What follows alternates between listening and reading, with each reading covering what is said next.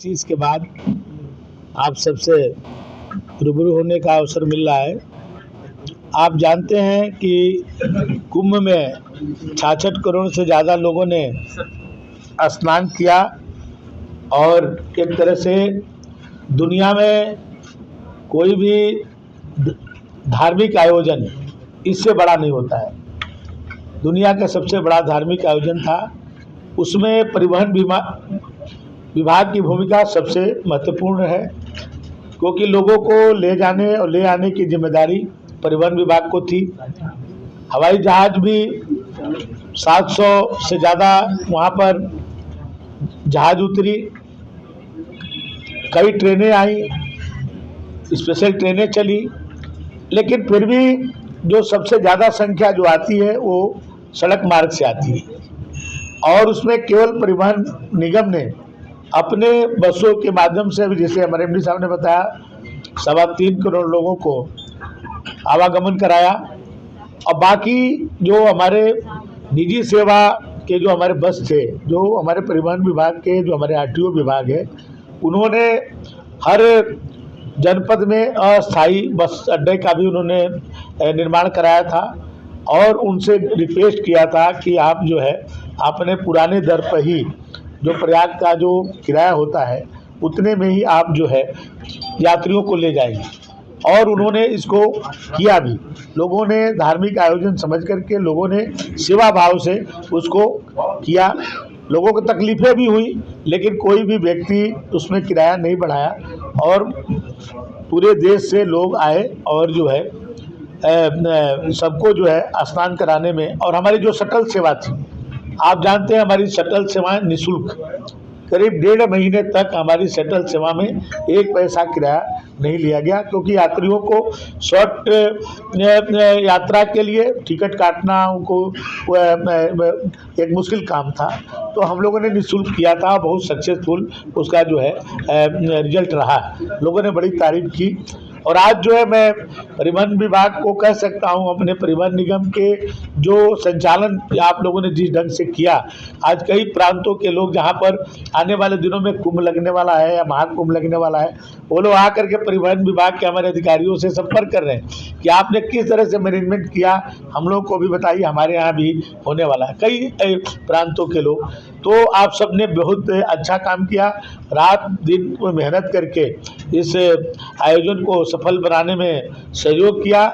और जिसके कारण से कई मीडिया के ग्रुप ने भी हमारे परिवहन निगम के हमारे एमडी साहब को पुरस्कार दे करके सम्मानित किया। पहले लोग हैं, वो लोग कई दिन तक जो है प्रयाग की धरती पर आए और उन्होंने कहा कि अपनी बसों को, क्योंकि अभी तक का जो रिकॉर्ड है 500 बसों का है कि 500 बस एक साथ जो है जहाँ पर संचालित हुआ, उसका वर्ल्ड रिकॉर्ड बना।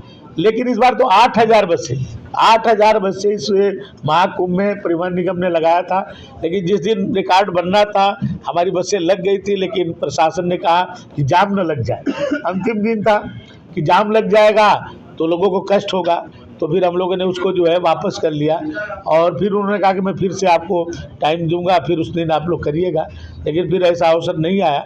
नहीं तो एक बहुत बड़ा जो है वो भी हम लोगों को अचीवमेंट में आया था कि अभी तक का जो 500 बसों का 8,000 बसें हो जाती, तो आप समझिए कितना बड़ा, कई गुना ज़्यादा जो उसका था। तो सभी लोगों ने बहुत ही बेहतर काम किया और परिवहन विभाग में आमूलचूल परिवर्तन हो रहा है। अभी तक के परिवहन विभाग में एक बस अड्डा पीपीपी मॉडल पर आलमबाग बस अड्डा बना है, बस एक मात्र, वो भी अभी पूर्ण रूप से अब जाकर के कंप्लीट होने की स्थिति में है। लेकिन परिवहन विभाग द्वारा 23 बस अड्डों को हम लोग पीपीपी मॉडल पर बनाना शुरू कर दिए, जिसमें लखनऊ के 3 बस अड्डे हमारे, इसी तरह आगरा में 3 है, गाजियाबाद में 2 है, नोएडा में करने जा रहे हैं, और कानपुर में है, बनारस में है, गोरखपुर में है, ऐसे मिर्ज़ापुर में है। 23 बस अड्डे हम लोग अभी कर रहे हैं। अब 54 बस अड्डों का कैबिनेट से स्वीकृति प्राप्त हो गई है, बहुत, वो भी अभी टेंडर होने जा रहा है। और पूरे देश में सबसे जो नया फ्लीट का हम लोग को गौरव प्राप्त होने वाला है। अभी नंबर 2 पर हम हैं, नंबर 2 पर हम जो है, गुजरात हमसे आगे है सर, है? और हम नंबर 2 पर हैं कि हमारी 5.5 साल की औसत आयु है हमारे बसों को, इसको हम लोगों ने अचीव किया है। और जब 3 साल पहले हम लोग के बेड़े में 8,500 बसें हुआ करती थी और आज हम 9,000 से ज़्यादा बसें नई खरीद लिए। अभी 3,000 बसें हमारी प्रोसेस में है और बहुत जल्द आएगी।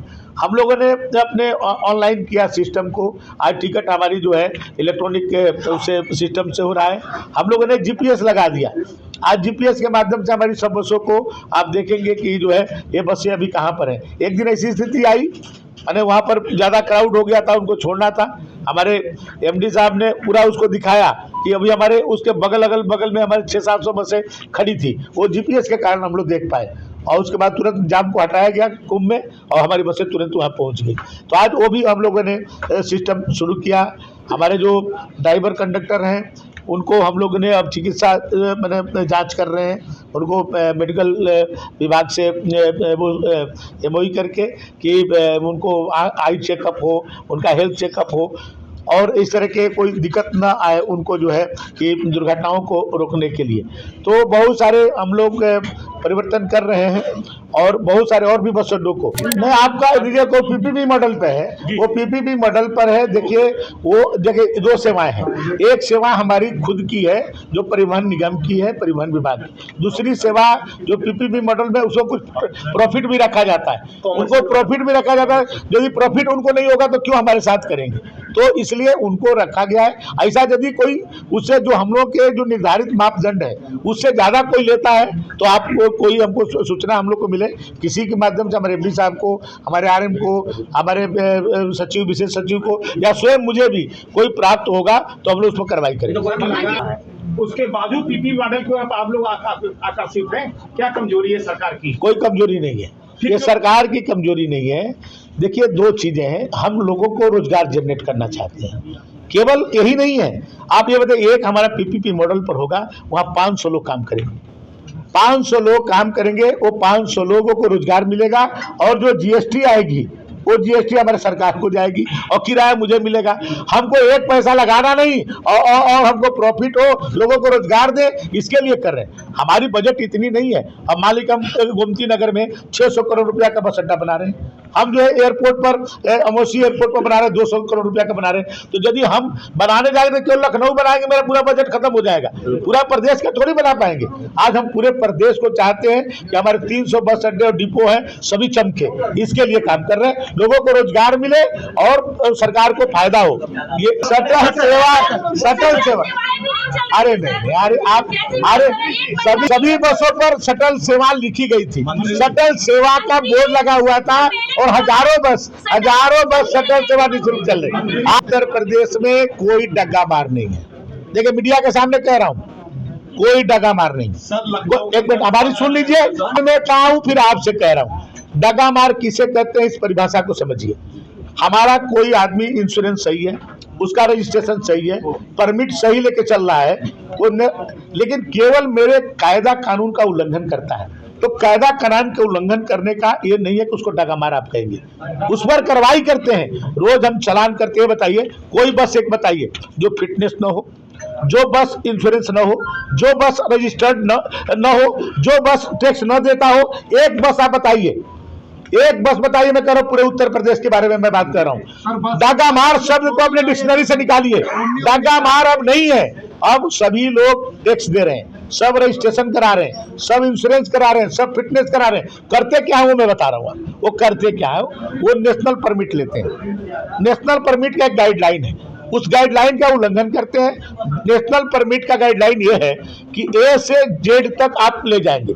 ए में अपने पैसेंजर को उठाएंगे, मान लीजिए कि दिल्ली से पैसेंजर उठाते हैं और उनको गोरखपुर ले जाना है, तो गोरखपुर पैसेंजर को वहां पर उतार देंगे। इसके लिए वो सरकार ने उनको अलाउ किया है, लेकिन करते क्या है, वहां से पैसेंजर ले आएंगे, आपको आलमबाग में उतार देंगे, आलमबाग से चढ़ाएंगे, अयोध्या में उतार देंगे।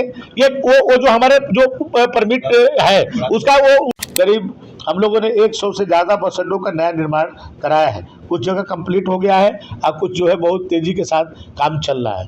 तो हम लोग अपने फ्लीट को बढ़ा रहे हैं, इलेक्ट्रिक बसें हम लोग लाए हैं और अभी तक बसें जो है हमारी इलेक्ट्रिक केवल शहरों में चलती थी, अभी हमारे जो 16 शहर थी, अब एक 17वां शाहजहाँपुर में एक और जुड़ा गया था, तो अब 17 जगहों पर इलेक्ट्रिक बस चलती थी।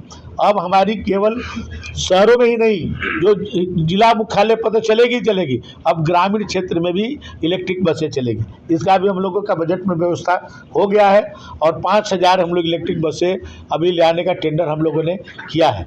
तो हम लोग डबल डेकर बस, जो कभी आपको मुंबई में देखने को मिलती होगी या कहीं एक आध जगह देश में मिलती होगी, 20 हमारी डबल डेकर आ गई है।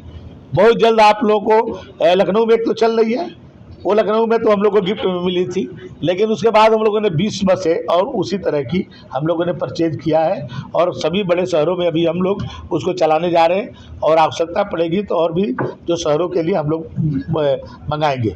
और जो इलेक्ट्रिक बसें भी अब हम लोग जो है हर जगह, अब ग्रामीण क्षेत्रों में भी हम लोग चलाएंगे। और 1540 हम लोगों ने वो बनाया है नए रूट 1540, उसमें 25,000 बसें नई चलेंगी। प्राइवेट सेक्टर को भी हम लोग पीपीपी मॉडल पे उनसे अनुबंधित करके उनका भी सेवाएं लेंगे और 25,000 अपने जो है नई बसों को, जिसमें 5,000 तो इलेक्ट्रिक बसें होंगी और बाकी इस तरह की बसें कुछ हम लोग परचेज करेंगे और कुछ अपने अनुबंध के आधार पर उसको चलाएंगे। और हम लोग चाहते हैं कि पूरे देश में, आज भी मैं कह सकता हूँ कि हमारा परिवहन निगम आज नंबर 1 है, आज हम प्रॉफिट में हैं। पहले देश के कोई भी आप परिवहन निगम को आप देखेंगे तो घाटे में चल रहा है, हमारे यहाँ भी कुछ दिन पहले तक घाटे में चल रहा था। तो आज हम इतने खर्च करने के बाद भी आज हम अपने फायदे में चल रहे हैं। तो लोगों को बेहतर सुविधा देने के लिए, हमारी माताएं बहनों को अच्छा लाउंज मिले बैठने के लिए, उनको अलग से व्यवस्था हो, अच्छा लाउंज यात्रियों को मिले, वहाँ पर होटल भी हो, मॉल भी हो, वहीं पर से अपना सामान परचेज करके लोग वापस चले जाएं, शहर में उनको आना ना पड़े। इस तरह की व्यवस्था हम लोग भी इसमें कर रहे हैं और बहुत ज़्यादा और बदलाव आप लोगों को देखने को मिलेगा। जो चीज़ें हम लोग अभी किए हैं, धीरे धीरे वो जनता के सामने आपको उसका प्रकटीकरण होगा। आज आप सब आए और देर हुआ, इसके लिए मैं क्षमा प्रार्थी हूँ। कुछ आपको पूछना है तो पूछ सकते हैं। मेरे आपका